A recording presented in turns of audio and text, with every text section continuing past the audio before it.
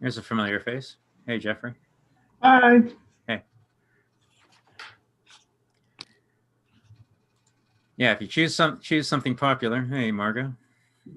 Choose something that everybody likes. A lot of people will show up for it.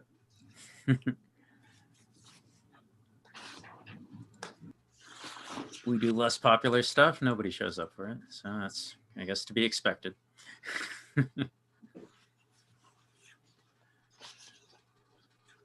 Okie dokie dokie. Well, let's get started. There's still going to be people coming in, of course. Well, it's not like I had a prepared presentation, but anyway, welcome to, I'm seeing some familiar faces. That's nice. And I'm sure there's new people here.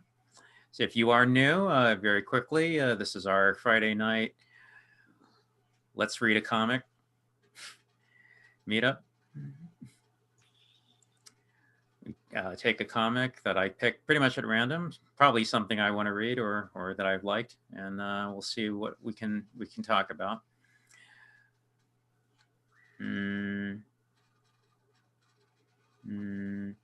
So my idea is we started this, I think, in June. The way it's turned out to be has been kind of like an overview of what is there interesting in comics. I've been reading comics my whole life, and there's a lot to come across. So I've just been kind of giving an overview, and we've done some of the greats over the last few months. And if you ask a lot of critics, a significant number of critics, a fair number of critics, to list the greatest comics of all time, surprisingly, a lot of them, maybe not so surprisingly, would put Sandman and or the works of Neil Gaiman on that list. You would find that there, and maybe we can talk about why that is, or if anybody thinks that shouldn't be the case. I,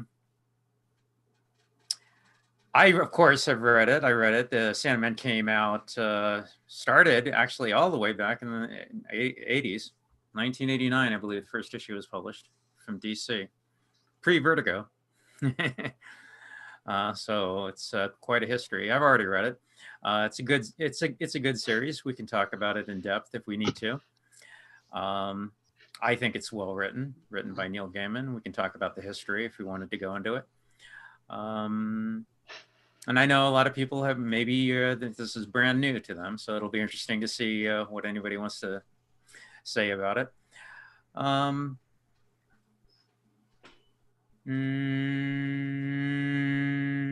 Yeah, let's see what anybody has to say. Here we go. More people coming in. All right, let's start off with that. Who read it? Who's read it before? Who's read it before? Yeah, I know Margo. I know what you have. I know that. Anybody else? No?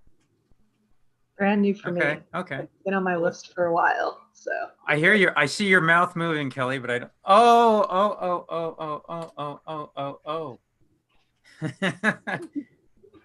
Okay, try again, Kelly. I said it's brand new for me, but it's been on my list to read for a while. So there we go. Okay. Yeah, that was my fault. If anybody said anything earlier, I had my speakers off, amazingly. Okay, great. Yeah, it's true. It comes with a reputation. Everybody says it's a good work of comics, and it has its merits, no question about it. Gaiman's a good writer. Yeah. It's long. Now, we've been doing, when we started this group, the very first thing we ever did was From Hell by Alan Moore. And that one took us 8 weeks to do. And after we did that one, we figured, okay, let's stick with short ones now. So we've been doing like things we can only do in 1 week. Now, Sandman ran for 10 years. It was 75 issues long, plus a bunch of odds and ends. So if you want to do the whole thing, I mean, we could do it for the next year at the rate of like 7 a week or something like that. Who knows? It would take like 6 or 7 months.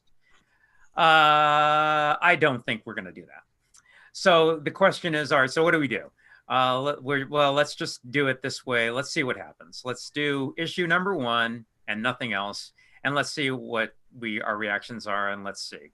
I've already read it, so anyway, we'll talk about it. I don't think we're gonna do the whole entirety of it.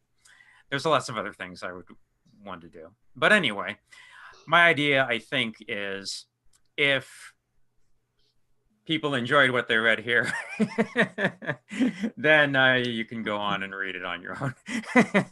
I think that's the only way we can do it. If it's really, really long. Yeah, well, we'll see. So anyway, so this was the first issue of Sandman that we only read, and with the understanding that it goes on 75 issues long. This is, of course, chapter 1 in a 75 chapter story. So with that understood, I guess we can look at it entirely as a piece of its own, on its own, or as part of the larger whole, which a lot of you have not read. So I guess we'll have to make that allowance as we talk about it. Okay, so yeah, so why don't we start? If anybody wants the history, I can give it to them. Anybody have any reactions? Kelly, since you spoke, what did you think of this one issue? Sorry, what was that? What did I think of what? Of this one Sandman issue. So I didn't read it. Had you said in the meetup that you would be able to provide a file? That's right. And if you didn't contact me to ask for it, did not. Sorry, then I will just assume that you have your own copy. I'm not just going to send it to everybody. You have to contact me and ask me for the file. Okay. Then I will send it to you. If you do not do that, then I will assume you have your own copy. I will know for the future. Okay. But I'm happy to send it to anybody if they request it from me.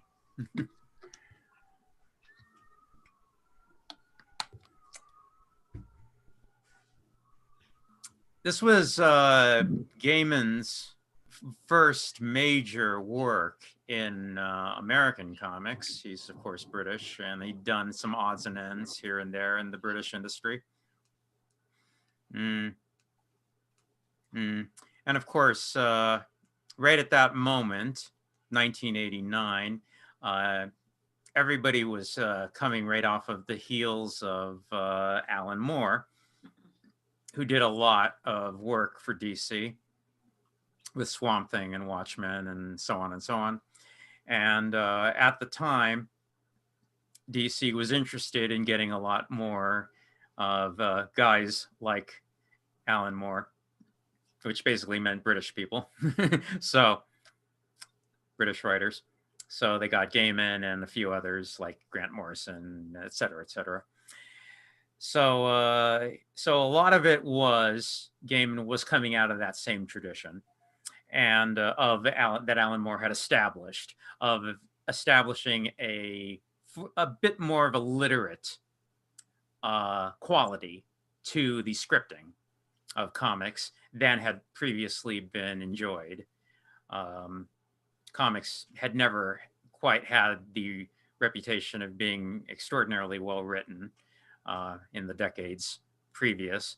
Alan Moore kind of revolutionized the whole idea that, yeah, you can have actual literary qualities to a comic book script.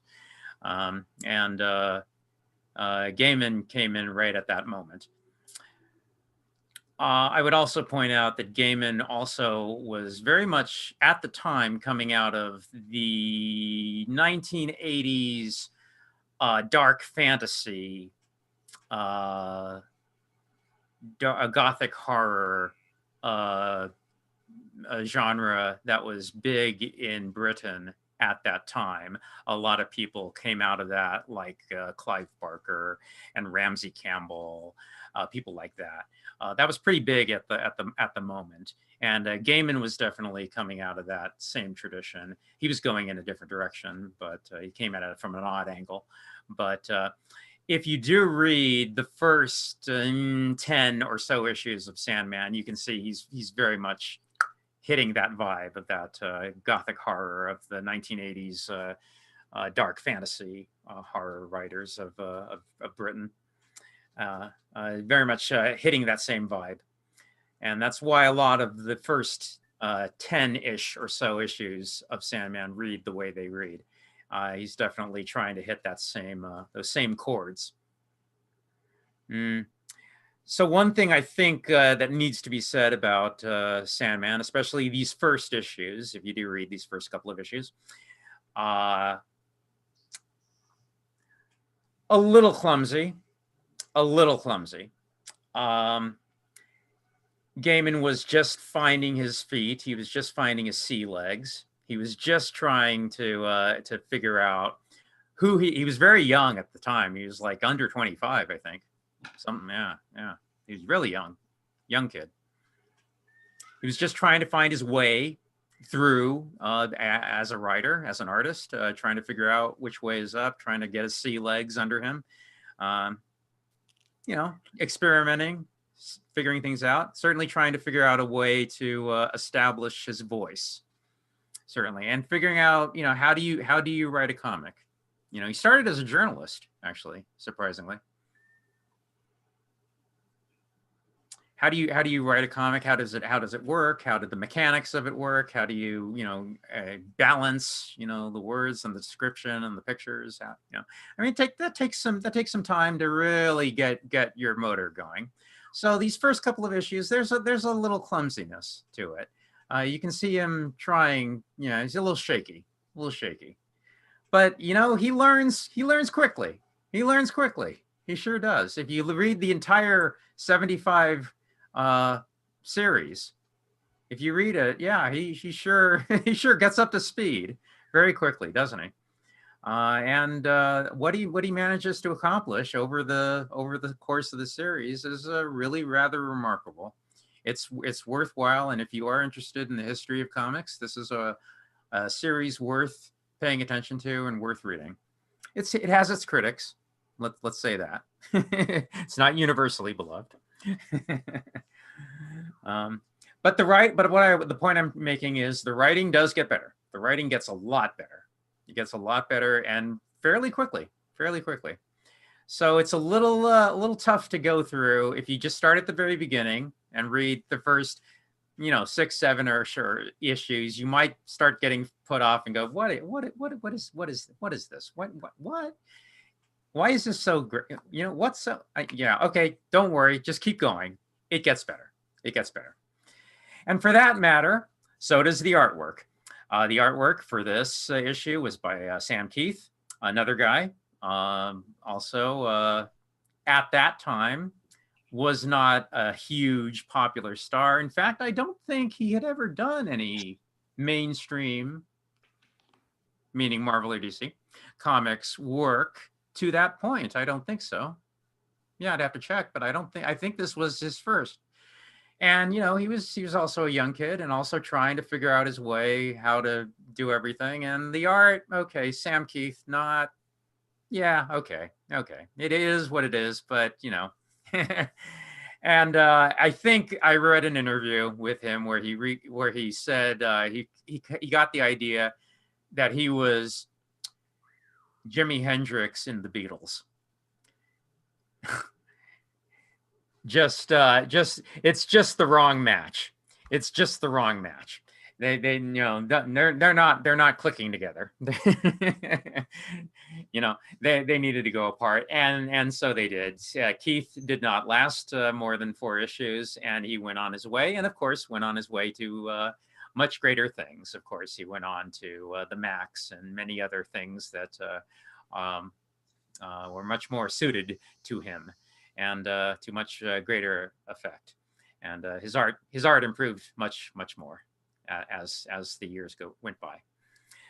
And so other artists came on board later, and the art over the course of the entire series, I think, is remarkable. There's a lot of great art over the course of the 75 issues. Has a reputation of having bad art, but that's just I think it's because I think they're talking about like people who were coming from the indie group. They weren't actually like mainstreamers. Like a lot of people were coming from independent comics, like Michael Zulli and other people like that.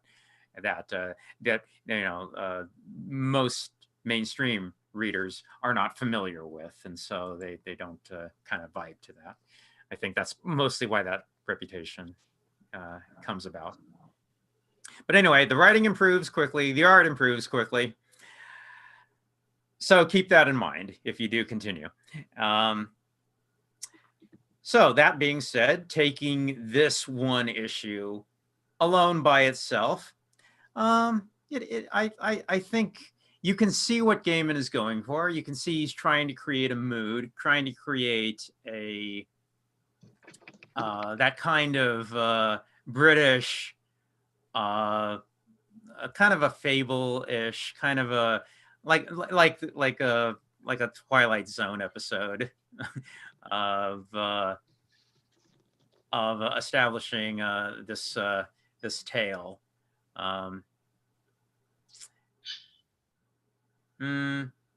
Yeah, I mean, he's hitting on a lot of cliches. He's hitting on a lot of the same tropes of British Gothic horror, playing on the mystical cults and the conjuring from other beings from other dimensions and that sort of thing.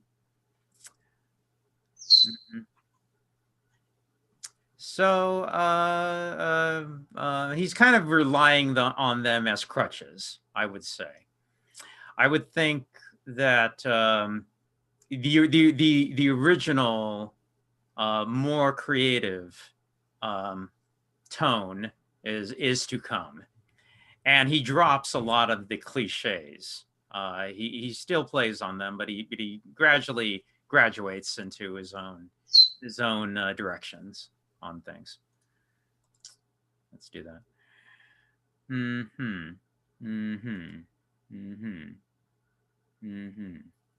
So, anybody want to say anything, or we can go through it a little? I've got it up here. So the people were having the sleep problem, had the sleep sickness.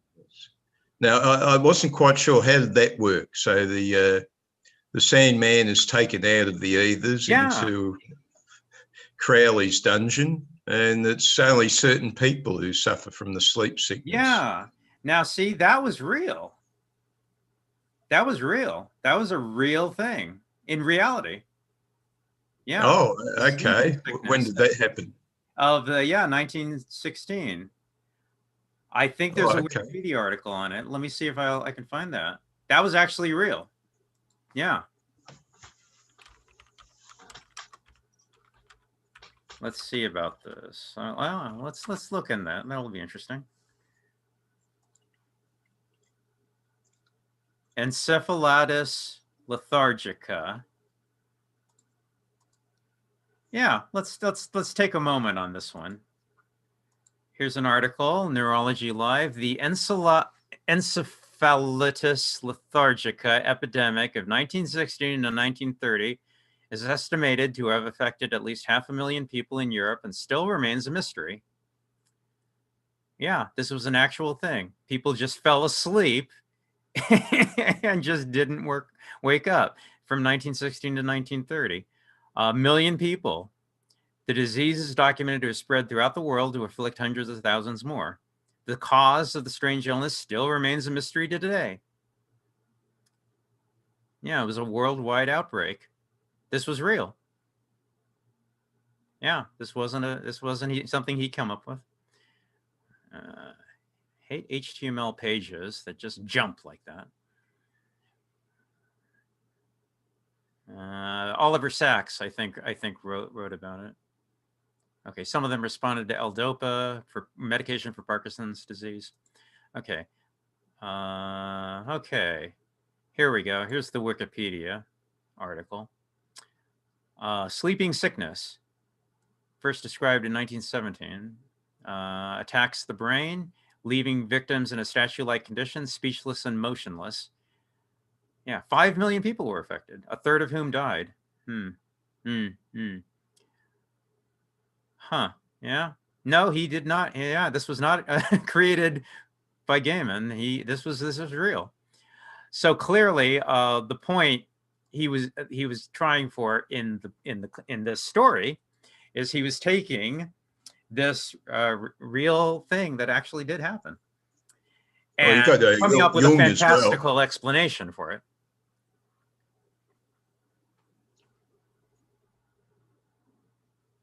Yeah, what?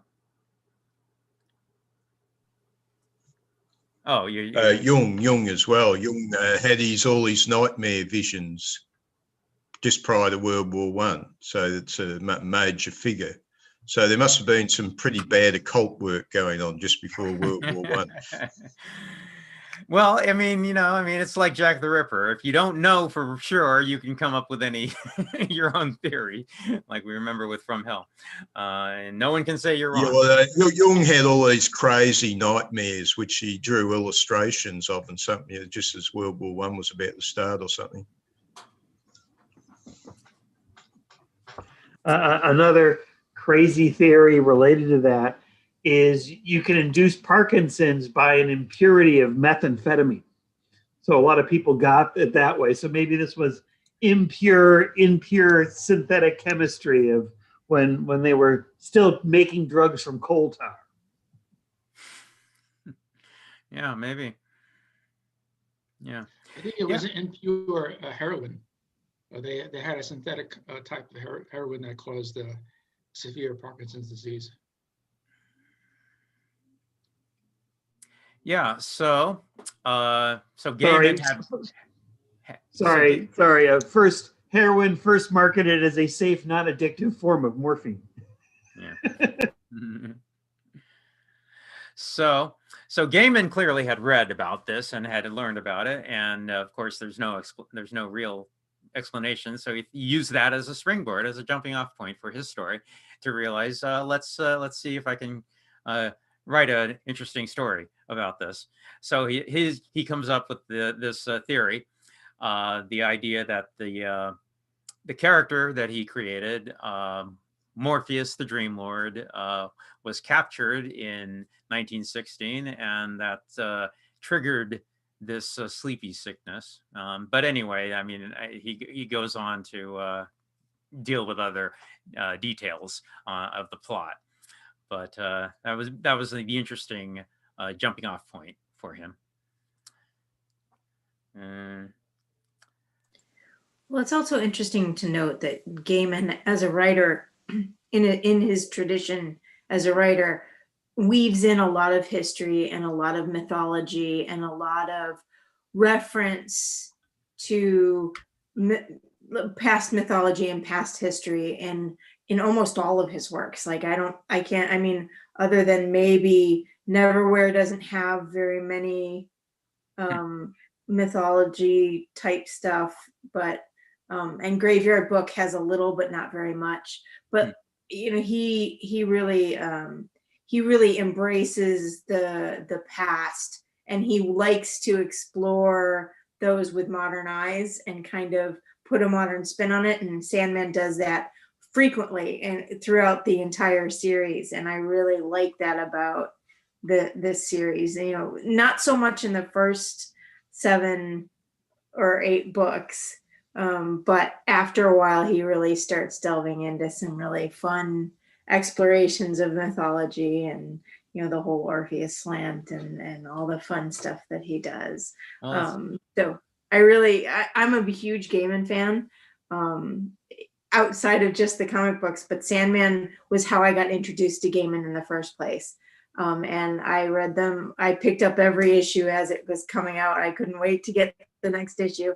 Now I have them in graphic novel format because I don't want to touch the old ones. So did you start at the beginning with issue 1? I did. Really? I did start. I was reading Shade the Changing Man, and I was also looking for something a little kind of off the wall. I don't like traditional.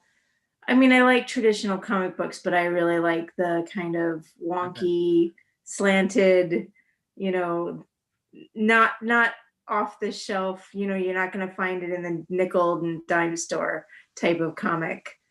Great. So, That's great. Well, that's terrific. Yeah. I was actually relatively late, believe it or not. I was really late coming to it.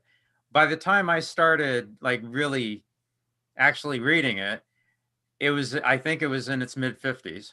I was really Oh, late. Yeah, by the time I yeah. started. I mean, I knew it. I knew it was there. I knew I had heard about it, but I just didn't. I don't know what I thought. Actually, I thought it was something I wasn't interested in, and so I just didn't pay much attention to it. So I didn't. I didn't. But by the time I realized, no, this is worth paying attention to. Yeah, it was well along its way. So I was pretty late to it, but once I got on board, I got caught up quickly. Yeah, Nice. yeah, yeah, It's yeah. it's one of my favorite series. I mean, it's right up there with like Fish Sticks and From Hell, and I really like those kind of not traditional comic books. So Yeah. Well, that's what I'm hoping this group is for, and I like the fact that I'm able to give people a good sampling of all the great stuff that's out there. There's so many great comics, probably stuff that people have never heard of, and I'm hoping people can use this as a way in for that. So I mean, people, if anybody hasn't read Sandman, this was a good intro, I think. You know, but yeah, I know. There's a lot of fantasy. There's a lot of history. There's a lot of mythology in this series. Mm. and the artwork does get better. The artwork does get considerably better, and then there you have the cover work and work of Dave McKean, who is just freaking brilliant. And his I love every cover that Dave McKean does, and like I even like Batman, the Dark Asylum Batmans with Dave McKean doing some of the artwork too. He's just a brilliant artist. His aesthetic really speaks to me. The entropy and the beauty of his artwork is really just amazing to me. He is good. He is good, and he did his own 10-issue comic called Cages, which I think sooner or later we'll get to. I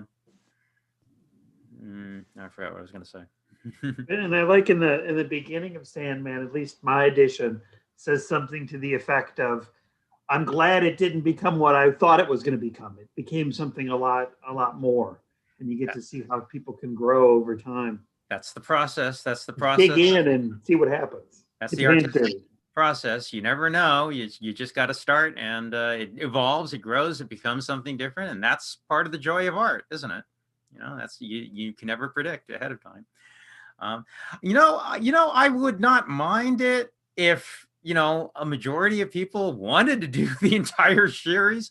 I wouldn't mind it. It's good enough, but we'll see. I wouldn't object if everybody wants to. I mean, it's good enough that we could do it. Let's see if we wanted to go through this a little bit. You got it here. So now, I mean, let's not rip too badly on Sam Keith, because you know what, he's not terrible. I mean, he certainly got his style, and it's a nice style. It becomes, in years to come, he turns into this incredible artist. He really does.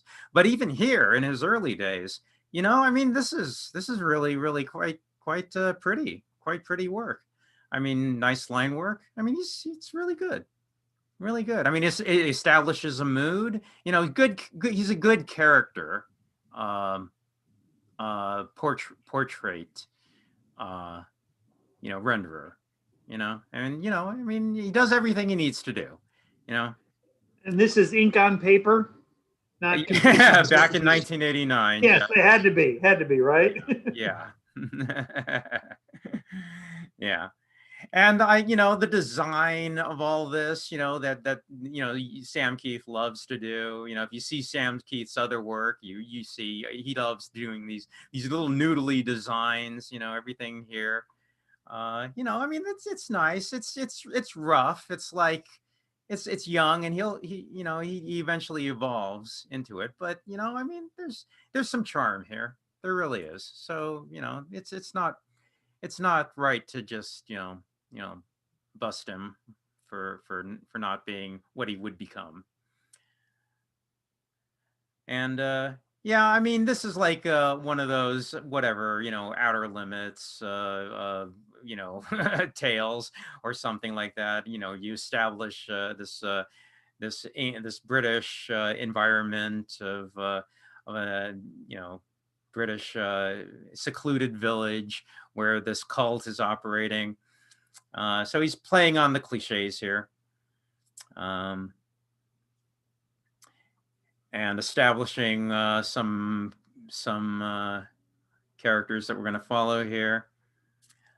I mean, and when you come across a cliched story like this, yeah, if you're a huge fantasy and genre reader, you would say, well, yeah, I've read these stories before. I know how they go, and yeah, a lot of it is Gaiman, playing on the same tropes.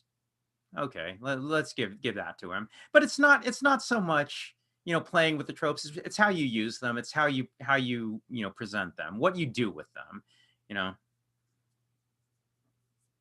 There's nothing wrong with using the established cliches and tropes of your genre. It's how you can play them to make a new song, to make a new symphony with the same instruments. You know what I mean? And there's a little bit of style. There's a little bit of panache. There's a little bit of flavor that you get with Gaiman that you don't quite get with others. I think working the same thing. I mean, it's inchoate. It's not yet fully developed, but it's there. It's there. So it's this cult. They are doing something that's not entirely explained what's going on, but you kind of pick up the idea. The idea is they're trying to capture Death herself. They're trying to capture Death, and it turns out they miss the mark a bit, and they do not get Death. They get the Lord of the Dreams. Which is Death's brother, we come to find out. But nevertheless, they see if they can use this. So with Death's capture, apparently that is the trigger for the sleeping sickness that afflicts the era of the time, for one reason or another.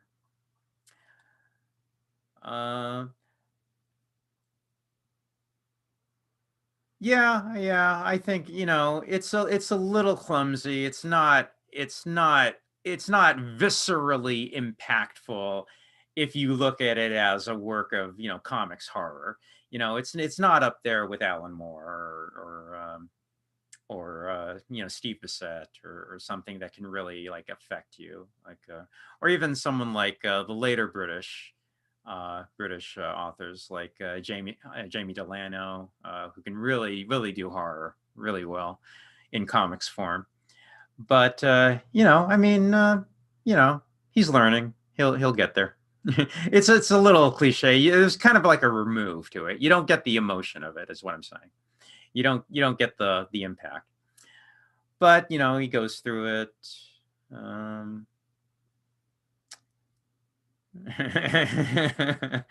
Yeah, you can see it's things are a bit cramped here. There's not a good balance of narrative, exposition to visual rendering of the images. Things are a little bit cramped and not quite meshing well. There's a little bit of things need to breathe a little more. You can see. Yeah, they don't have the balance yet. Although they improve. Even the Gaiman Keith team will improve. But you can see it's a little bit cluttered. It's a little bit, jostling against one another. You know, there's too many budding directions going in too many different different vibes, playing on too many different chords. So it's a little dissonant. But yeah, and you can see there's points. Yeah, Keith does get a little lazy here, I think. Is it common for starting comic book writers to want to put too much text on a page? Well, yeah, there's a skill to it, that's for sure. Eventually, I think the best writers will realize, the right balance. But I think it also depends on the content. There are some times where you just really do need a lot of work and there words, and there are times where the words will take up a huge part of the uh, of the visual page, and to good use. And there are times where you need to scale it back a bit. But I think it ultimately comes down to what's the effect of it. You know.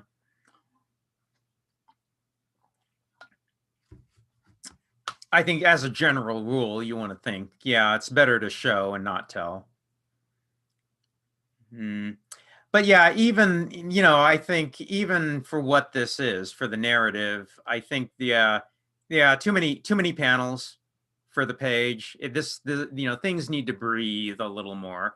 I think this would be a lot more impactful with some atmosphere, some more open space. I think you would get a lot more of the feeling that I think they're both trying to get across, and there's just not enough room in the space allotted to let this breathe the way it would need to.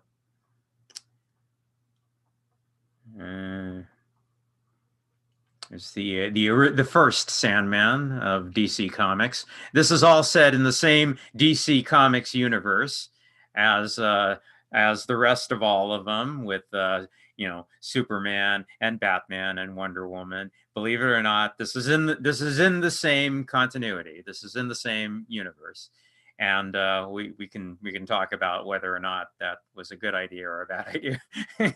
But this is taking place in the same world.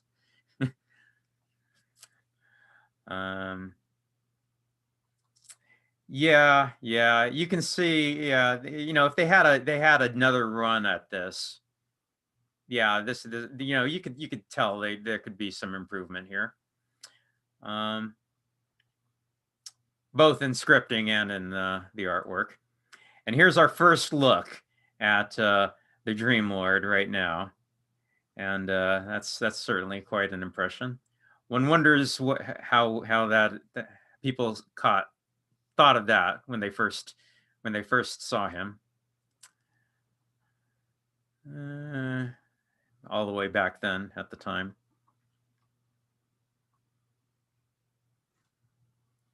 This is actually the recolored version. This is not the original coloring. They did a much later recoloring of the entire series. So this is the edition that I'm using for this right now.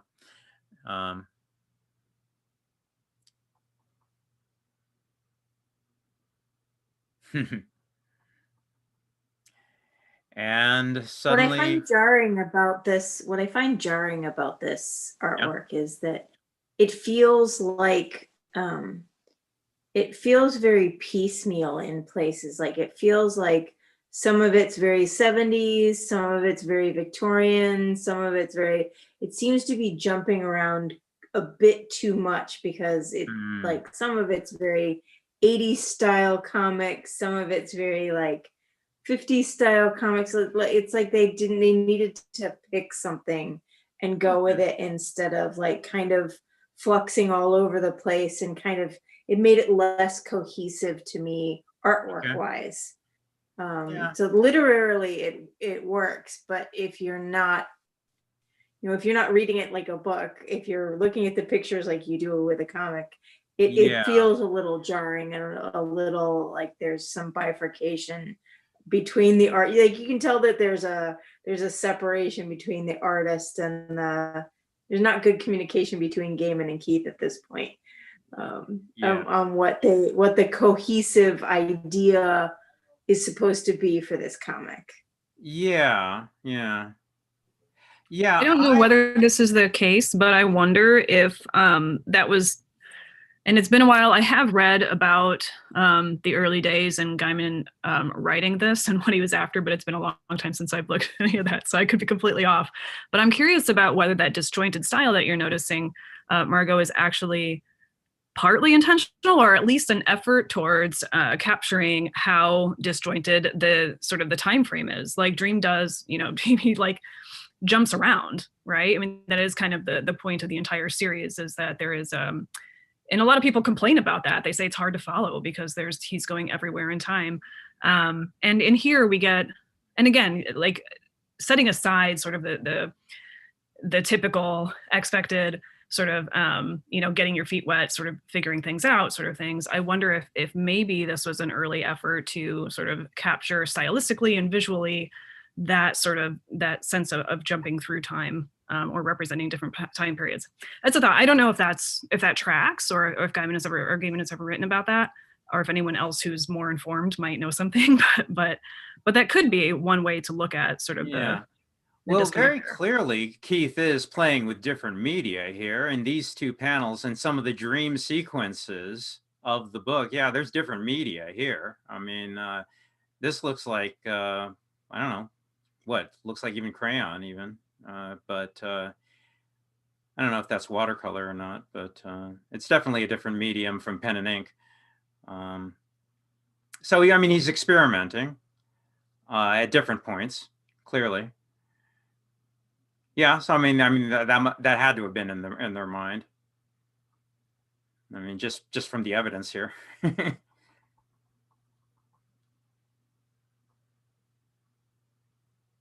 Yeah, and maybe I mean, I think I've heard creators say you never know for sure until you see it in print, until you see it published, and then you realize, okay, and then you correct. You realize, okay, maybe I should go a little bit less, a little bit more in these directions, but you don't know that until it's in published on paper. You just don't know. I've heard a lot of comics creators say that.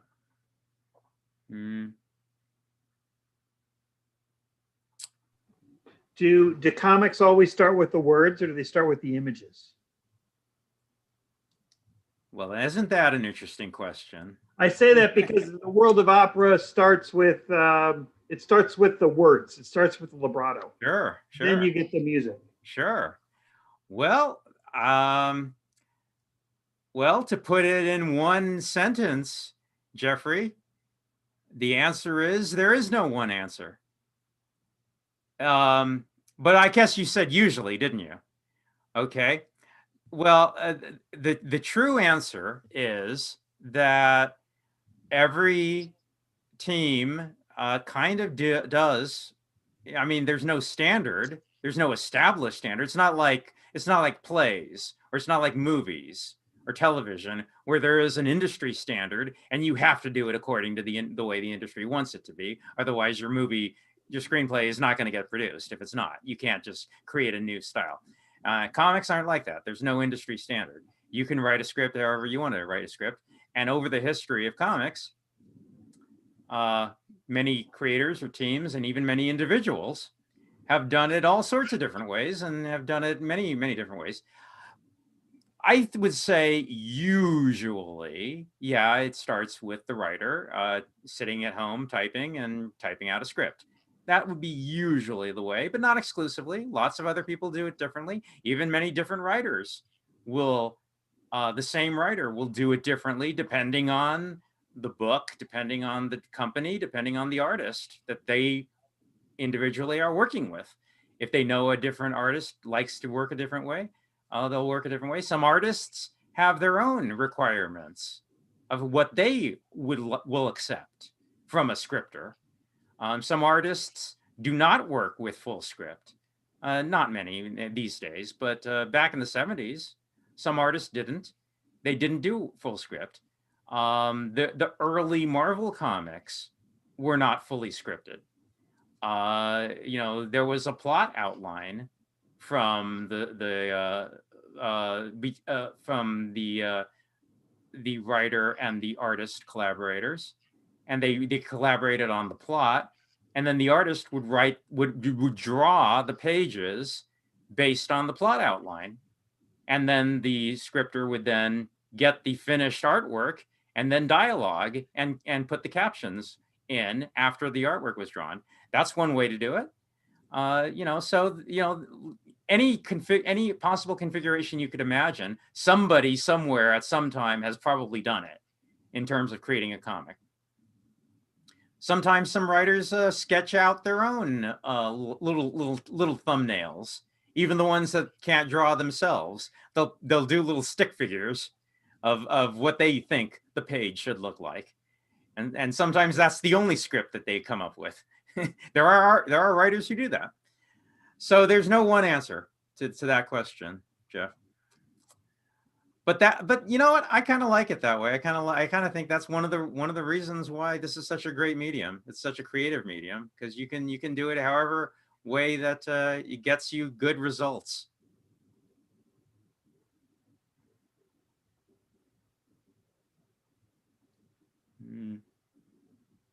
In this case, yeah, definitely Gaiman was writing the script. And it would be interesting to know. I don't know if he knew for sure that Sam Keith was the artist. I don't know that. I really don't. Did he write it blind, that he didn't know who was going to be drawing it? That'd be interesting to find out. I don't know the answer to that. Because a lot of cases that is. Where the artist is assigned later. So you don't know who's going to be drawing it. And if you don't know that, then you can't write to the artist's strengths, because you don't know who the artist is going to be. And it's entirely possible that that was the case here, that he didn't know who was going to be drawing it. And so he just wrote the script alone, without foresight. That is entirely possible. Maybe that was the case.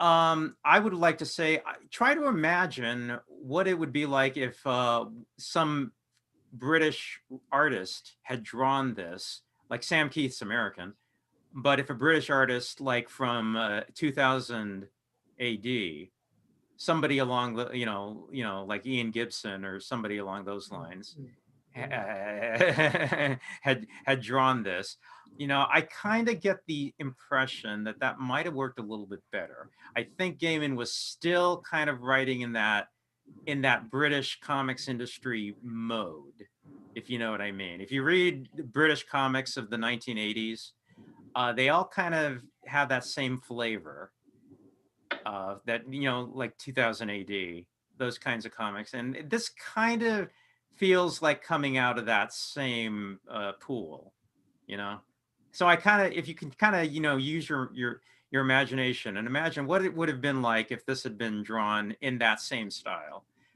maybe that would have worked a little better, because I think it's kind of scripted in the same way.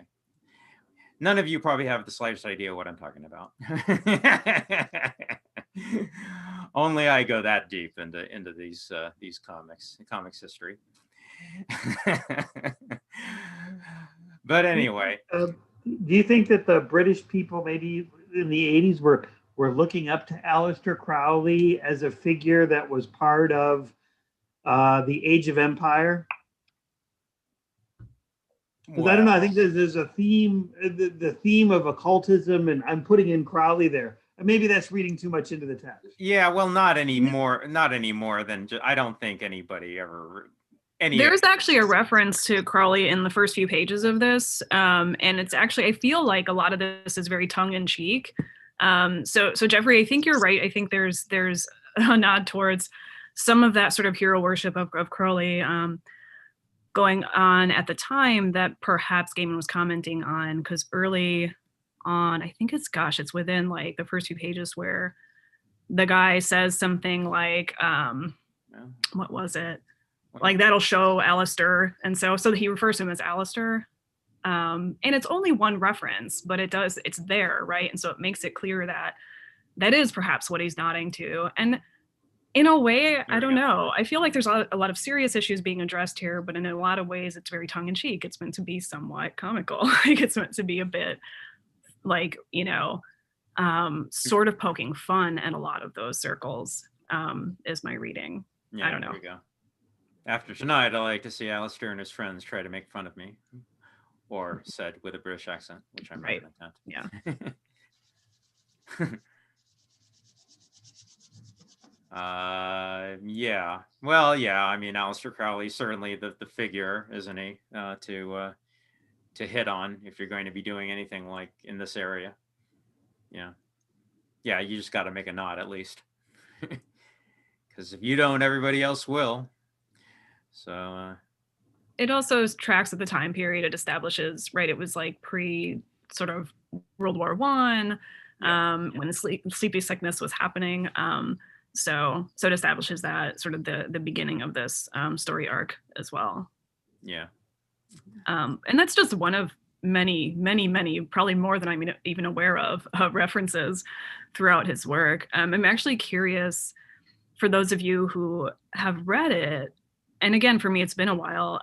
But are there any like references that just sort of stand out to you, or any aspects, any thematic things, or historical things that sort of really just seem to, that you readily call to mind when you think of Sandman?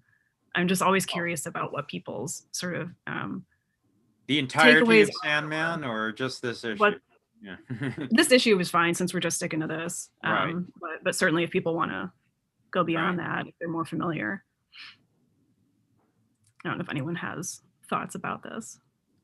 Yeah, I mean, as I say, if you are interested in, I love that the Daffy Duck, do what thou wilt, Buster.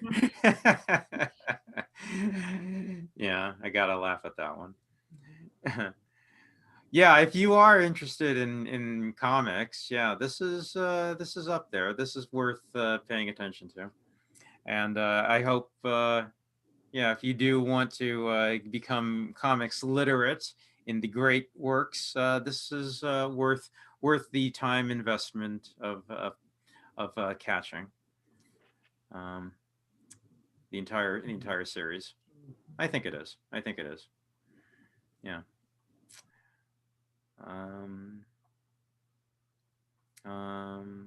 Well, one of the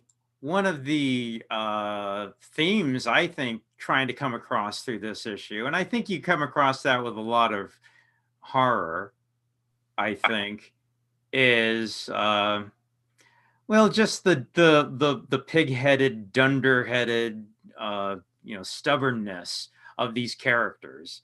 This didn't have to be turn as tragic as it ends up being, but don't you get that from a lot of horror stories?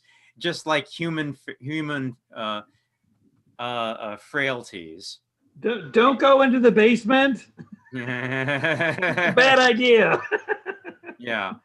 It's just an endless series of bad decisions and horribly obvious mistakes just being made, where the characters just are not paying attention to the clues and are just susceptible to their own hubris and their own pride, and of course it comes back to bite them. Yeah, well, that's normality. Yeah. You see, so you've been watching too much TV where everything is perfect. Reality is very messy.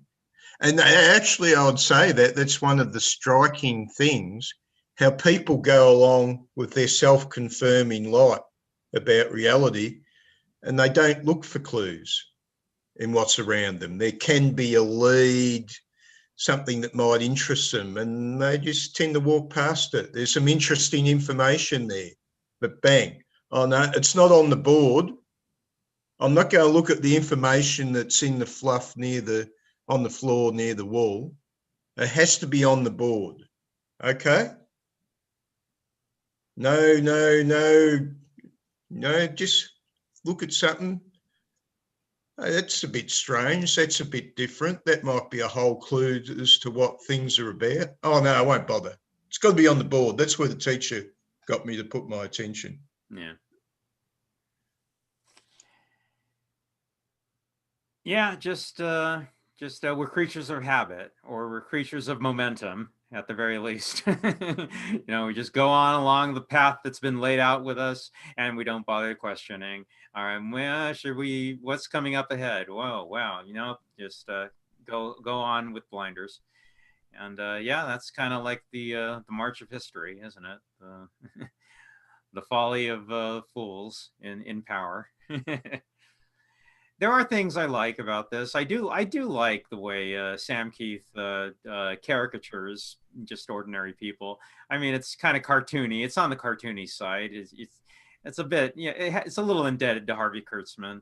You know, it's not trying to be like strictly realistic in the standard, Alex Raymond, Flash Gordon style. He's doing a little bit more cartoony or Prince Valiant type of thing. Hal Foster and that kind of photorealistic.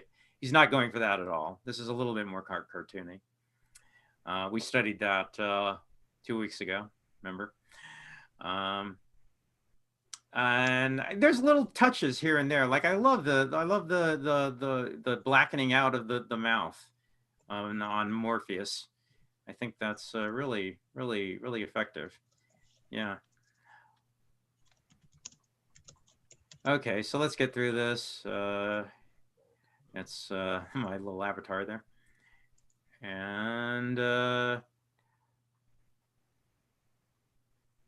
as he escapes, the idea is that he can go through people's dreams. We established that he has superpowers. He can actually travel through people's dreams, and he can gather equipment and items from anybody's dreams if they happen to be dreaming about it at that time. So he can get food or equipment if he needs to. He can also manipulate the reality as long as he's in a dream. So those are interesting. So we're establishing who he is and what he can do. And now this is Gaiman trying for the payoff, the huge payoff of what the final fate of this guy, Alex, I think his name was. Yeah. He's going to be Alex Burgess. He's going to be condemned to eternal waking. He's always in a dream, and when he wakes up, he's still in a dream, and then he wakes up, and he's still in a dream, and so on and so on. Eternal waking, and that's Gaiman's big punch, where he wants you to be affected. Oh wow, that'd be horrible. That's the big punch at the end here, and so ends this first issue, and the beginning of the rest of the 75 issue series that goes on from there. And here they all are right there. Okay, so that would be issue number 1 of Sandman as it was published all the way back in 1989. Who called up the COVID demon against Donald Trump?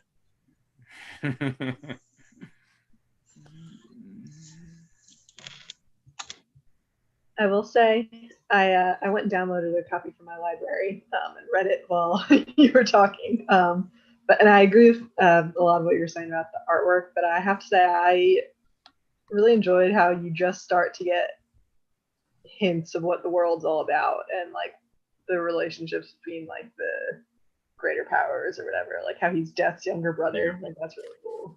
Yeah, what's to come is he's going to establish a lot more about the world and how it works and all the rest of the characters. There's a lot more cast of characters that we haven't met yet who are going to be we're going to follow for the next 75 issues and establish the beginning of the story, what happens. This was just the first chapter to establish a lot of things. One thing that must be pointed out is one of the reasons why the plot is the way it is. The idea is, okay, this is set in the DC universe. This is set in the same continuum as Superman and Batman and Wonder Woman and all the rest of them. so this is set in the same world. So I'm getting frozen. Oh, there we go. So the question that needs to be answered is, okay, well then, if this is set in the same world, and Sandman is or Morpheus is the interesting point.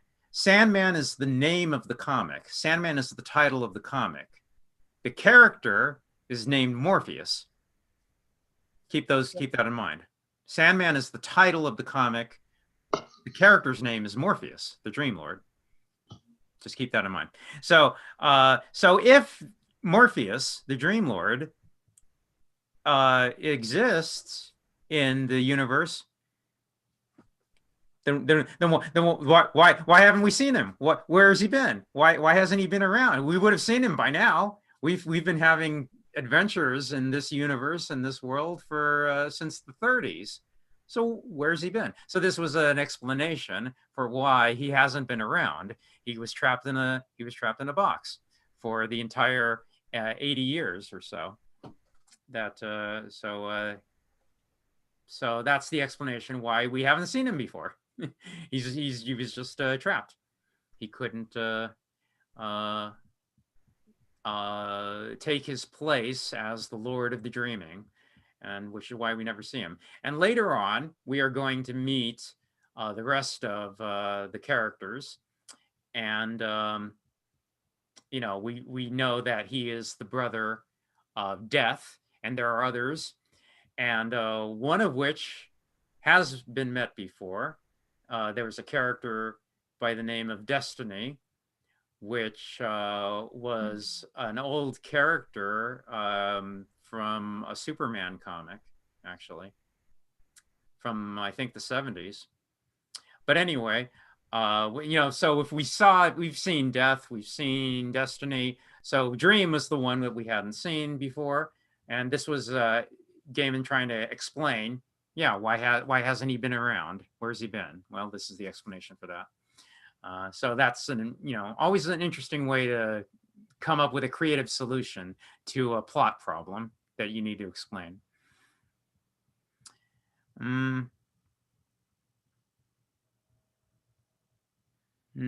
Yeah, and in the immediate chapters to come, there's going to be a lot more world building, a lot more establishing of the rules of the world and how it works, and how all these characters are going to interact with each other. Although we haven't seen any of the rest of them. We've only met Morpheus so far. No, that's not true. That's not true. There's somebody we have met in this. So we'll, if you continue, you'll see what I mean.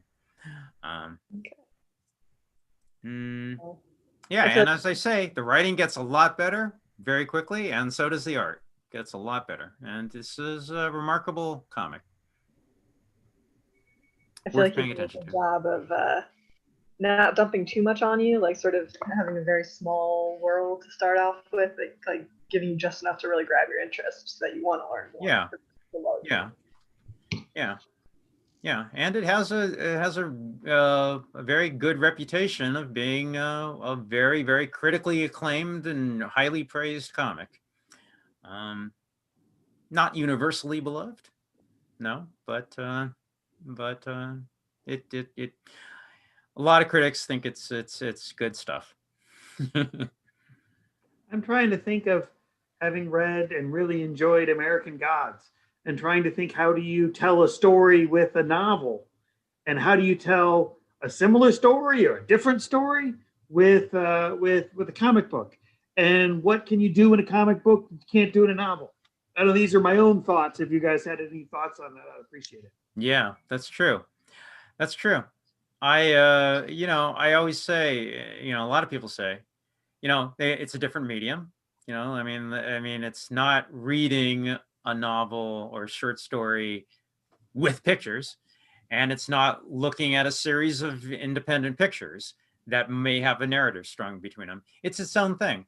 Yeah, it's its own art form, and it does its own effects that you can't get through reading prose or watching a movie or a TV show. It does, or looking at paintings. It's a unique form to itself, and it does its own thing. Um, I mean, a lot of people have studied and given exegesis on the mechanics of the comics form and how it works. And probably one of the best things to read is Scott McCloud's book, where he wrote a book called Understanding Comics, where he talks about the mechanics of it all, how it works. Well,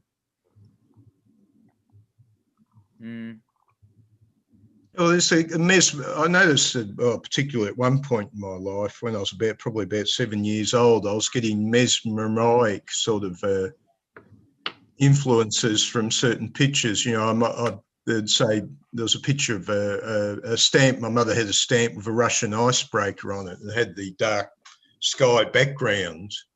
And I just would sit for extended periods of time mesmerised by that image. And then occasionally I'd notice other images, but this is the nature of the image. Is perhaps on an unconscious level exerting an influence. Images are powerful. Images have a very strong impact on you. It's been pointed out that if you do take the theory of left hemisphere of the brain and right hemisphere of the brain, I forget which is which actually, the logical and the artistic, and you have one activates prose, and the other was the images. Comics melds the two. So you're hitting both sides of your brain. You get the image and the textual narrative. And I remember earlier on some of the first panels where they were really text dense. I remember my mind didn't know what to do. It didn't know if I should treat it as text or if I should look at the images. It needed to blend together in a certain way, or it doesn't work. Yeah, I do think most people are comics literate, for no other reason. I mean, everybody reads comics in the newspaper. Peanuts, Garfield.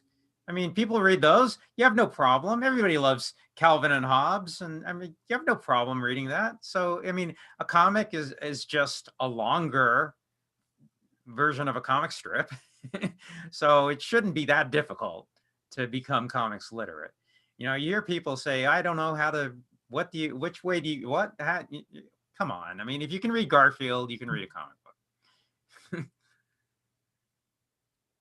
It's not that difficult.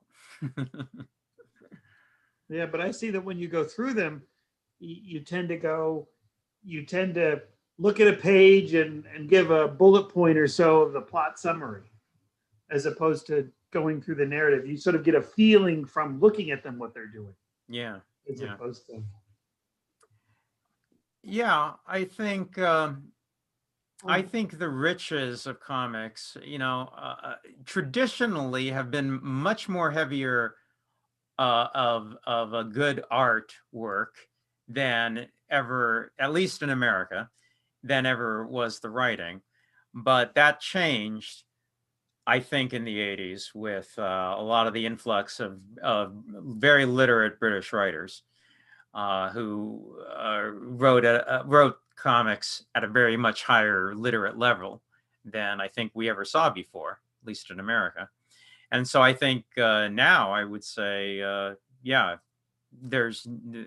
it's not a controversial statement to make that you can write comics at any level of literary quality imaginable.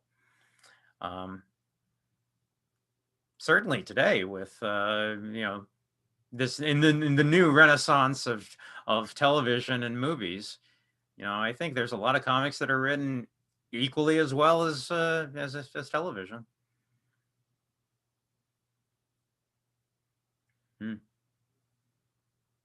And I hope we're covering some of them as we go through this book discussion group, comics discussion group. That's my plan anyway.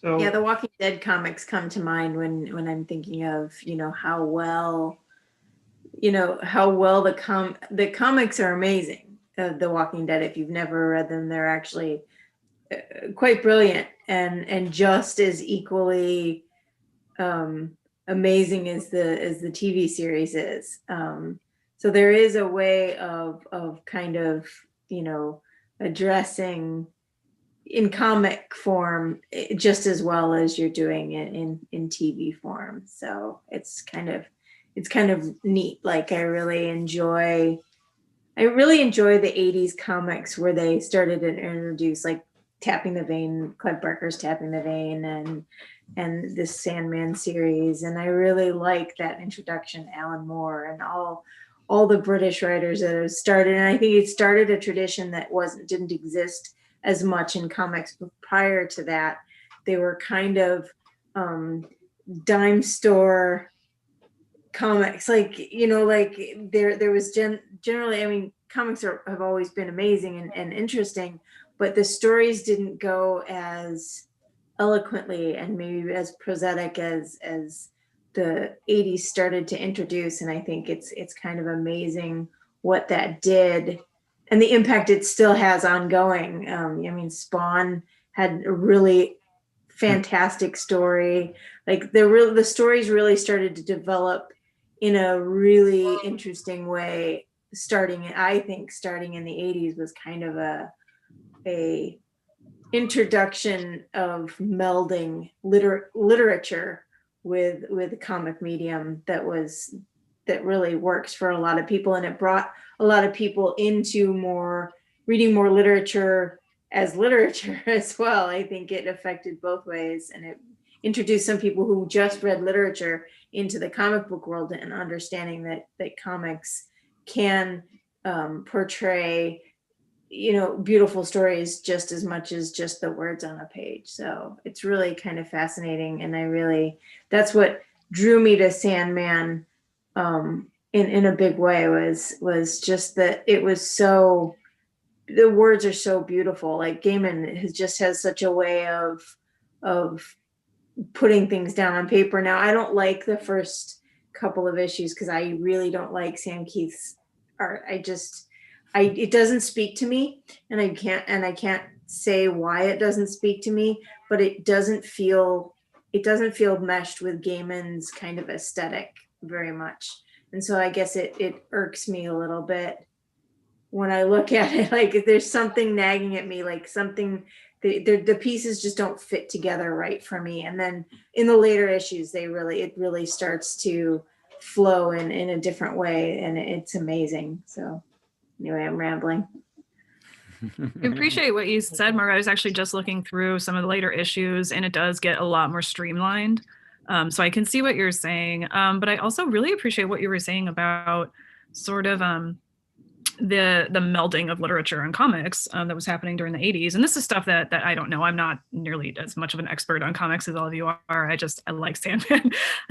But it's interesting too, and this goes back to what Jeffrey was saying about sort of the visuality of comics. And I think what's interesting is that it disrupts the linearity of sort of novel literature, right? And so while there's still some linearity happening, just because we do still sort of read a narrative, it's just there's so much happening on the page, right, at the same time. And sort of the simultaneity that we have sort of forces us cognitively to sort of experience the story differently than we do when we are simply reading and I don't mean to say that novels are simplistic by any means, but when we are reading a novel that is linear, and certainly some novels disrupt that as well. But really when it's words on a page, there's a limitation there that we don't necessarily have with comics. And Sandman, I think, Gaiman is really taking advantage of that, and is, I think, Margot, you already alluded to this. He's sort of, bringing in some of the features of literature. And I really was thinking of this, Jeffrey, when you brought up American Gods, because I had read that recently. And so I have it fresh in my mind as I'm looking through this comic. And so I think that's an interesting connection that you were making there. I can see just sort of how his literary style does really shine through, but it's still different in this visual or sort of multimodal, medium of the graphic novel. So it is really interesting. I do think like just something else is happening to our brains as we're reading comics. And so it really does impact how we interpret story and what we think about and the kind of themes that we come away with and the sort of, the way we interpret references and sort of, and so I think that's one of the values of graphic novels. And Margot, I'm glad, what you said made me think. I mean, think the 80s really was a turning point then. When we started appreciating graphic novels in that way. Yeah. So if another way to think about it, so if the ta-da, the great peak in a play is a speech, in an opera it's an aria, maybe in a novel it's a description of a room or the sunset, what would be the peak moment when you're looking at a comic? Would it be a description or a page, a single pane with lots of different visuals on it? Is that the pinnacle or not? I don't know if this is, I mean, I'm curious what other people have to say. That's a really interesting question though. When you were talking, the thing that jumped to my mind was the point in the graphic novel at which we are bleeding beyond just the rectangles.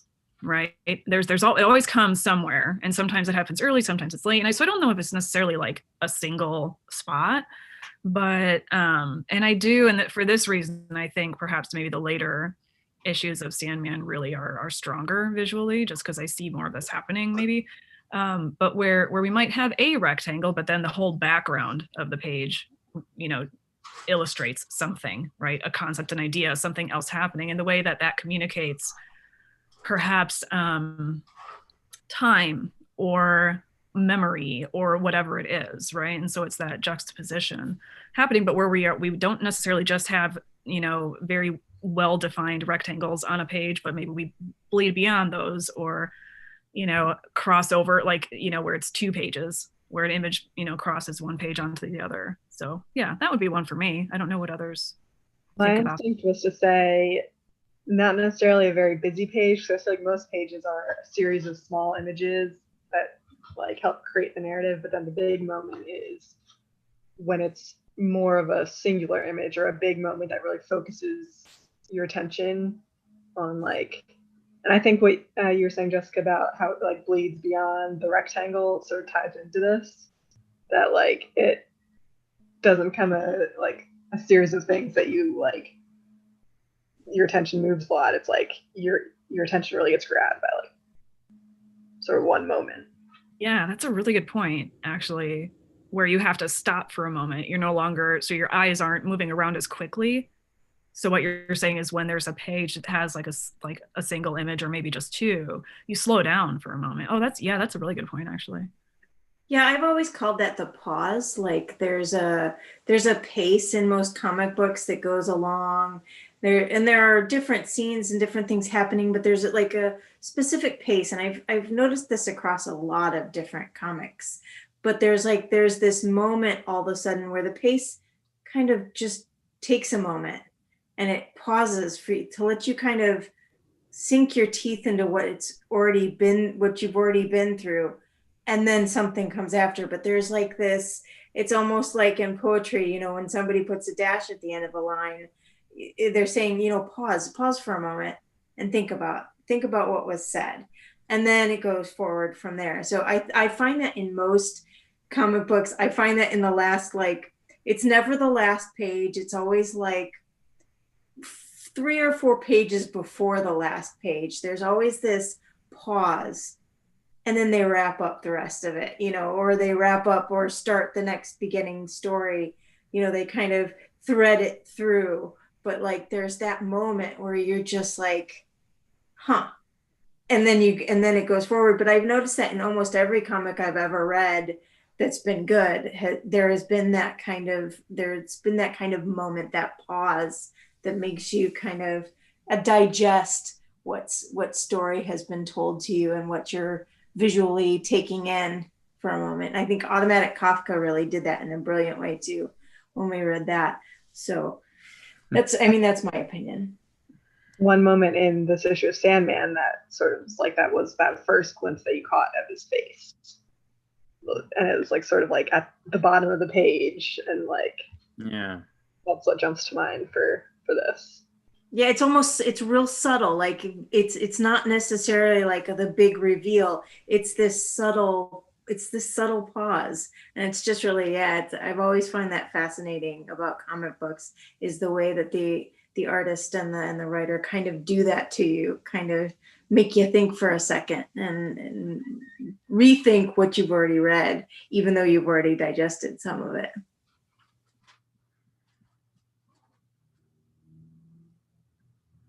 Yeah, I think you notice it a lot when it's done poorly.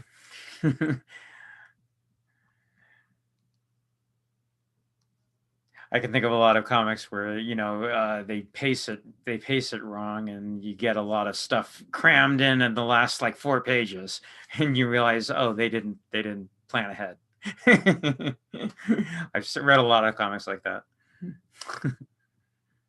Well, I particularly don't like the comics that make you feel like, you know, the story will be continued. Like, I don't want to necessarily feel like in every episode like there's so much left hanging for the next episode. I want sort of a satisfaction out of each comic, and I find that the really good comics give you a satisfaction in every comic book. They don't make you wait until the end. Even in some of the later of this series, like the Prelude and Nocturnes, and, you know, the different sub-series. Well, I call them sub-series, but they're not really sub-series, but they're different narrative sections of this particular series of Sandman.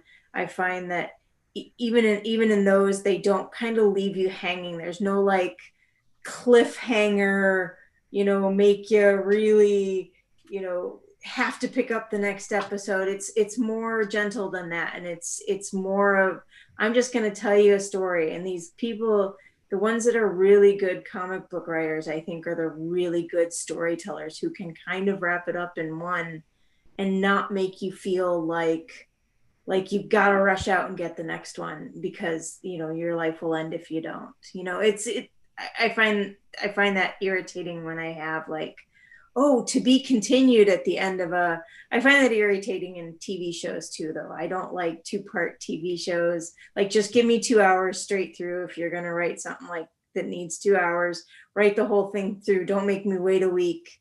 You know, that's just narratively disruptive to the story to me. And I find that in comics too. I need some sort of a wrapping up of things towards the end, but maybe that's just me as well.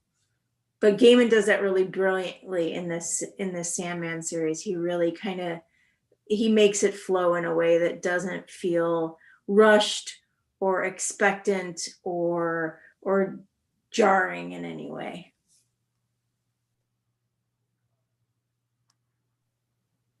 Back to Yeah, he knows pacing, and he knows how to tell the story. I mean, he can just certainly, in terms of how to structure a story, I mean, he certainly is one of the best practitioners of that. Mm. I was going to say that, you know, in my novel reading groups, I always have to remind myself that these novels that we read often were serialized, right? And the good serialized novels don't have that cliffhanger, go by the next episode. It's seamless. Yeah.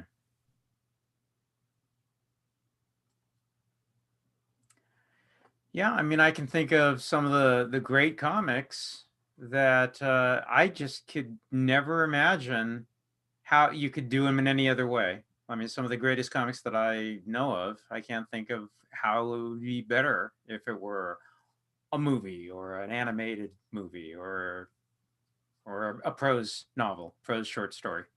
It just wouldn't be better. It would be different, but I don't think it'd be better. You know, comics can do something and tell a story in a different way than any other medium. So the Doll's House is your next one. Is that the succeeding Sandman story, is it? Yeah, if anybody wants to check on the calendar, yeah, that's on, I think, Monday. But don't know if you want to spend the weekend reading it. How long is it? Well, if this were one issue, The Doll's House entirely would be 7 times longer. Oh, right. Okay. So, all right. So that's several comics together, is it? Yeah, it's the full story. Yeah. You'd have to spend the weekend reading it before Monday.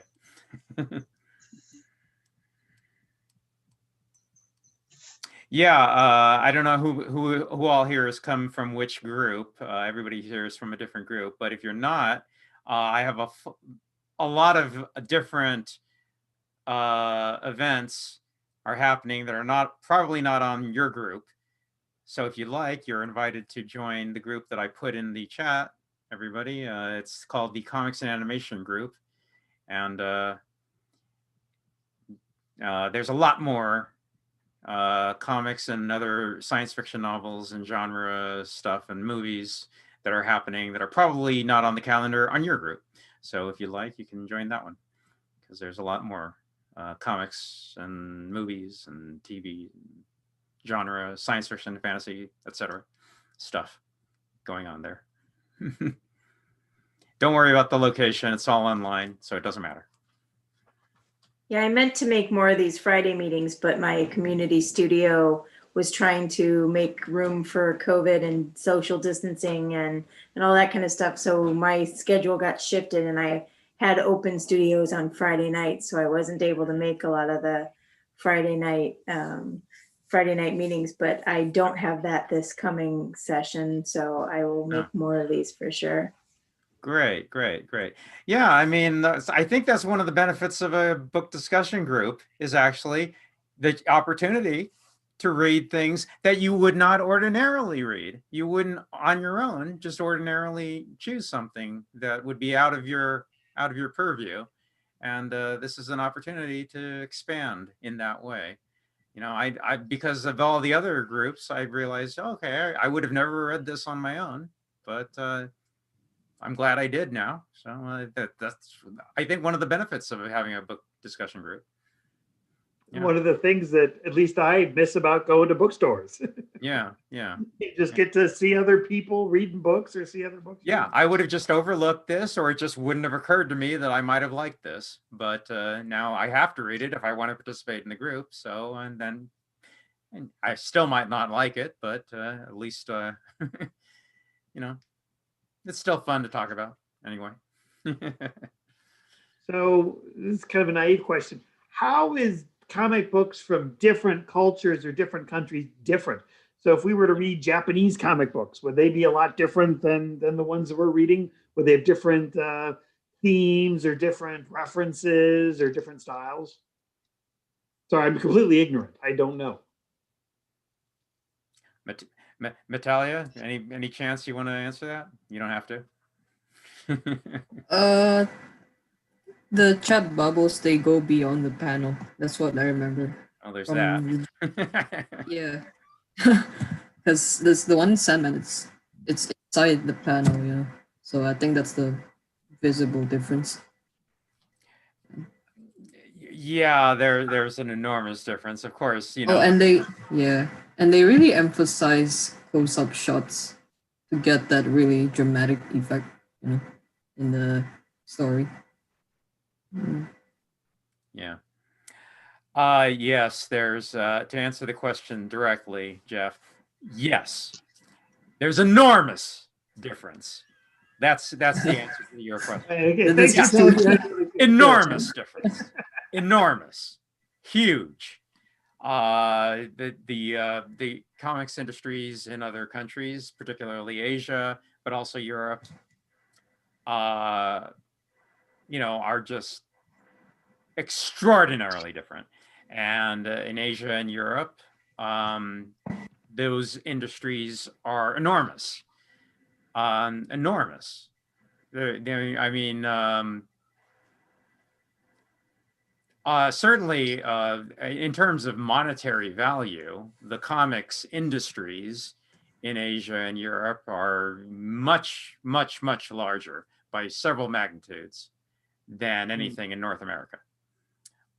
They have a huge tradition going back decades and just endless, endless uh, titles and artists and books, all working in very different traditions from what we are used to in North America. And in terms of, you know, artwork, in terms of how they approach the work, in terms of content, subject matter, it's yeah, these are comics that you know, if you didn't know, you know, we're from the same planet, you would think, what are these, from like an alternate dimension? I mean, they don't even seem like comics. They're just so alien to your sensibilities. And we've done, I think, we did Satania last month, and Beautiful Darkness, which were by French, which were a French comic by French creators. And unfortunately, I mean, I gotta say, I'm just not as well educated in European and Asian comics as I probably should be. But I know there's enormous, extraordinary work out there. There really is, and I would love to read a lot more. And I kind of hope that we will. There's a couple of things here and there that I have already put on the calendar, and we'll see when we get there. Yeah, Germany has had a big resurgence of comic, especially graphic novels, more recently. And there's some really good stuff coming out of Germany right now. And I know that manga is just like the popularity of anime right now is huge. But prior to anime, a lot of that stuff started in Japanese manga and other Asian comic book forms, and they're brilliant. They read a lot differently than our traditional, like, American and even British comics, but they're definitely worth a read. Yeah, Trigun comes to mind. It is amazing. There are several manga that are just really, really accessible and really, really amazing bits of writing. Oh, I know. There's very, very, very good work out there, and I hope we will eventually get to some of them. But there's very, very good work out there. But yeah, as I say, they're very different. And there's a little bit of a learning curve because, you know, just the drawing itself and the mechanics of the comics and how they're constructed, just the mechanics of panel to panel continuity and different tropes and different ideas are very different. They just evolved differently than the way North American comics evolved. They're just a different species. You know, just things like you know, facial expressions and how you portray action and how you portray movement and how you portray time passing. And if you're completely new to Japanese comics and manga, at first you go, I can't even follow this. I don't even know what's going on. And that's true. There's a lot of things differently. They draw differently. They portray action differently.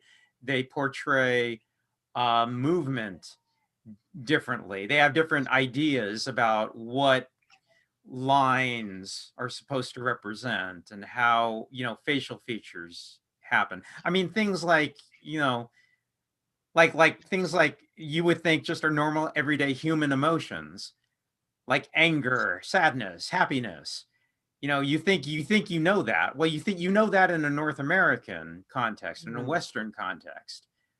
But the way Japanese artists and in manga demonstrate a character experiencing anger, sadness, happiness, just the way their face is drawn is very different from the way we are enculturated to interpret a face in pain, a face in laughter, a face in sadness. and it doesn't even make sense to us visually. You like somebody's go, is that he's laughing? Well, then why is he grimacing in pain? Or like if he's embarrassed, you know, what's with these crazy lines that are supposed to, what is that supposed to represent? How is that embarrassment? You see, it makes perfect sense if you know, Yeah. if you know it and you're educated in it. But if you're not, then you're going, I don't even get this. What is that supposed to be? How does that work? You know? What I like about that is, unlike the world of novels, where a lot of times people are writing from other countries to be a little cynical to export to Europe and to America. So they're saying, oh, what do the Americans want to read? Let's tell the Japanese story in a way that's palatable to Americans, you know, and then you're not getting an authenticity, where it sounds like in comic books, Japanese people are writing comic books for themselves. And they're not actually necessarily thinking about the export. Or not. So one of the, gosh darn it. No, I don't. Darn. Well, let's go through this anyway. One of the things that I have is called the critical survey. Gosh darn it. Here we go. There it is. It's called the Critical Survey of Graphic Novels. This is came out in 2014, and this was designed for libraries. There's 3 volumes of this. One volume is Independents and Undergrounds, one volume is mainstream, and one volume is manga. And this is designed for libraries and other institutions like schools to give them an overview of what is out there. And I think this is an invaluable, I've gotten a lot of ideas about things we can cover through this. But, you know, all it takes is just a couple of, you know, spend some time looking through this. That's amazing. Thank you. I have this all. I can send this, and there's a lot of good history and some background on everything that's out there. That's worth noting. Some of the things that we're going to do in upcoming weeks and months. It's just gives an overview of what it is, what the history is, some themes, why it's important, etc., etc.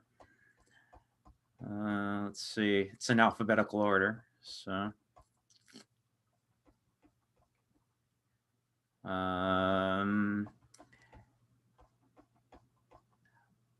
But there is one on manga and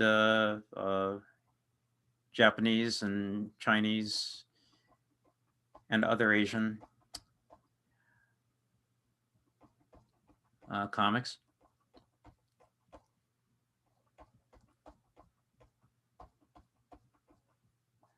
Thought I had that, but I need to download it. Oh, there we go. There's Cages from Dave McKean. I really want to do that. It's 10 issues. I really hope we get a chance to do that one. I'd be down for that, for sure. Yeah.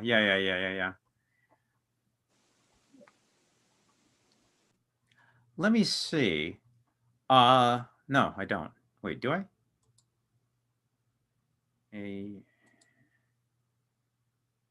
Let me, okay. What I want to show everybody. No. Thought it was. Well, I'll just announce there is one that's coming up that's going to be a year-long read, and that's Paper Girls. And that's a long one as well. Very, very long. And so we're going to do it in 2 sessions, Paper Girls. It's going to be session 1 will be books 1, 2, and 3 in June. Books 4, 5, and 6 will be in December of 2021. You understand? So start reading now because it is long. So if you start reading now, you'd be done by June, be done with books 1, 2, and 3. It's already on the calendar. And then in December, we'll cover 4, 5, and 6. And it is long. So that's going to be a long read. But start reading now. Okay? I've heard that one's good too. I haven't read it, and I actually don't know anything about it. I mean, I know a little about it, but I'm interested in doing that one. But that's going to be a long read. That's not going to be 1 week. But we're only going to cover it 1 week in June and 1 week in December. I hope you understand. Yeah.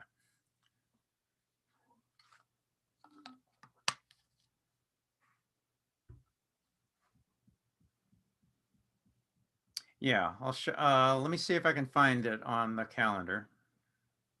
If I can point it out to you.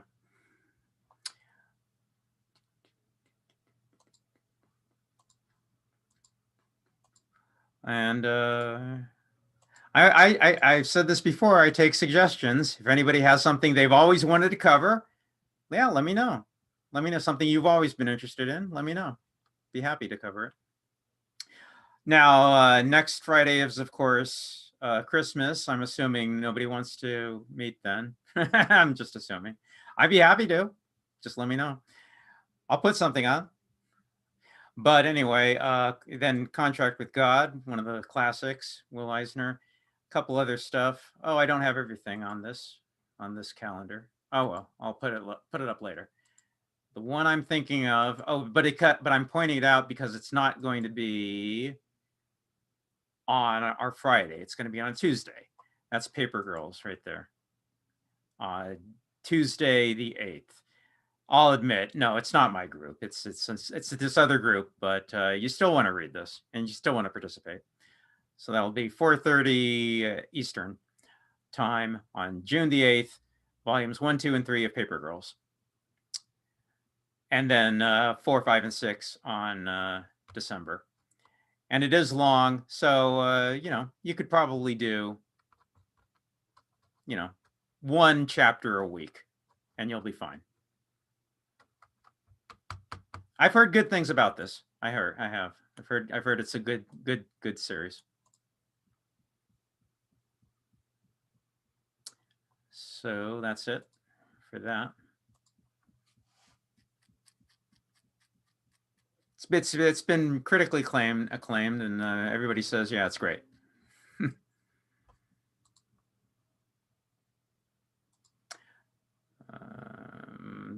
So I guess I should look at my LA group. Yeah, if there's always something you've always wanted to cover, let me know. Here we go. Okay, this is the full calendar. Alec, hyperbole. I've got some things. I mean, this is tentative. If anybody wants to move something up, just let me know. Moon Shadow. I've heard good things about that. A lot of these are long. I mean, it's so long that you can't do it in a week. So the idea, if it's longer than 70 pages, we'll just read the first 70 pages. And then again, same thing as before. If you want to go on, you'll have to do it on your own. Unless we really want to cover something as a group. I'm open to that. I'm open to doing From Hell again, actually. Because the people who we did From Hell with aren't showing up anymore. So we could do it again with new people. I'm fine with that. These are just things that either I've read before and I've liked, and I would like to introduce them to you, or that I have wanted to read. Incal, that's Mobius. There is a French artist. Haven't read that. Would like to read them. Some other things.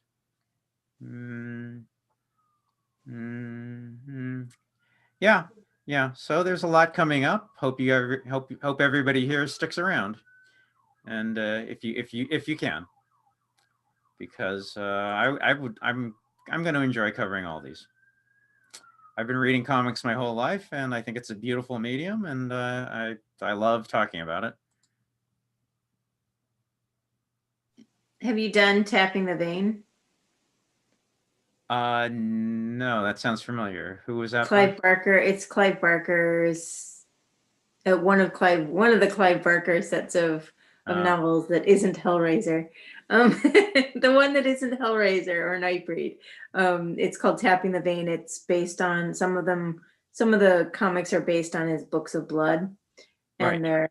they're really good. The artwork is really spectacular and very, very in tune with the story, and it's very worth a read.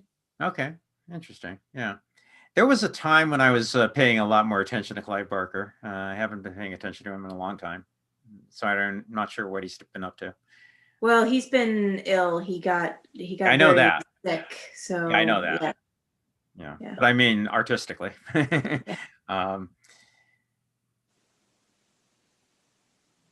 Yeah, I think I stopped reading him after Weave World.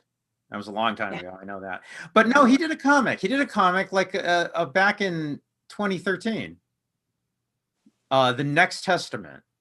Yes, I have not read that yet. I read that, and I actually liked it. I actually liked it. I liked it. I thought it was he translates really well to comics. Yeah, like he translates really well.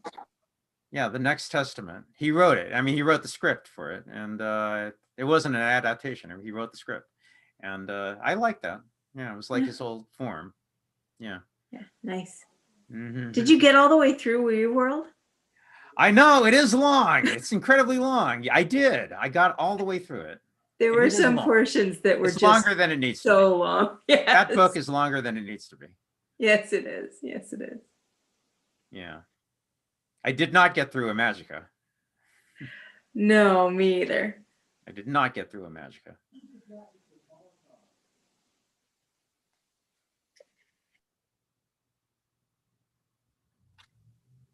Might be interesting to do some fun type of comics too, like there's like fun fish stuff. stick, like Fish Sticks or Teenage Mutant Ninja Turtles, even, because those were kind of groundbreaking for their time too.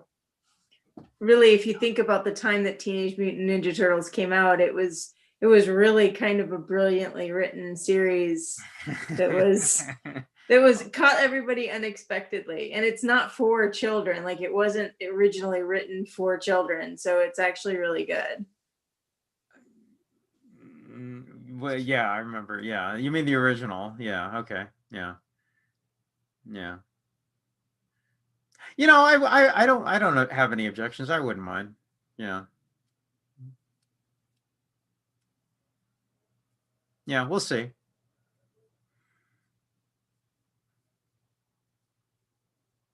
Yeah, I kind of, you know, have the idea of doing an overview, doing a survey of all the great comics that exist, that have been out there, and to see, you know, to introduce to newcomers.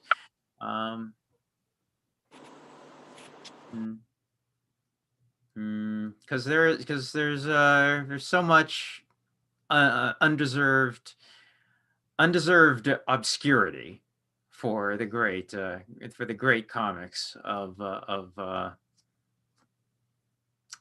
past.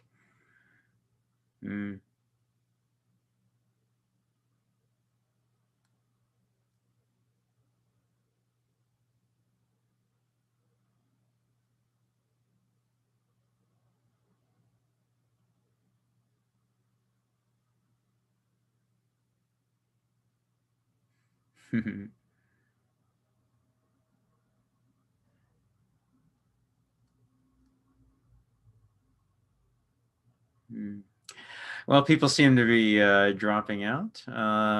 Yeah, so I'm guessing we don't mind if we are dark next week because of Christmas. So the next book is A Contract with God by Will Eisner. Definitely on everybody's list as one of the greatest graphic novels ever done. And actually, I've never read it before.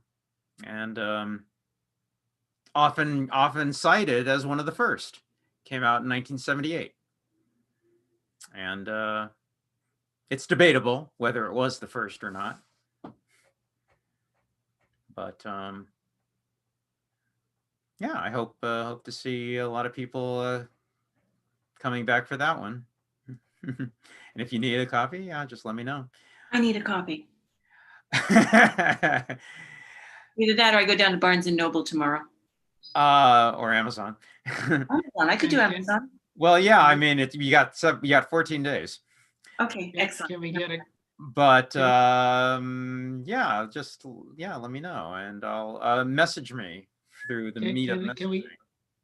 Or I'm put sorry, a I don't mean comment or to. something. Can we get a copy without violating copyright? Is that? Oh, don't bring that up, please. Okay, then fine. I want a copy too. No, I can go to Amazon. I just Eisner, Eisner. Right. I'm happy to give it if let me see. What am I looking for? Gosh darn it. Here we go.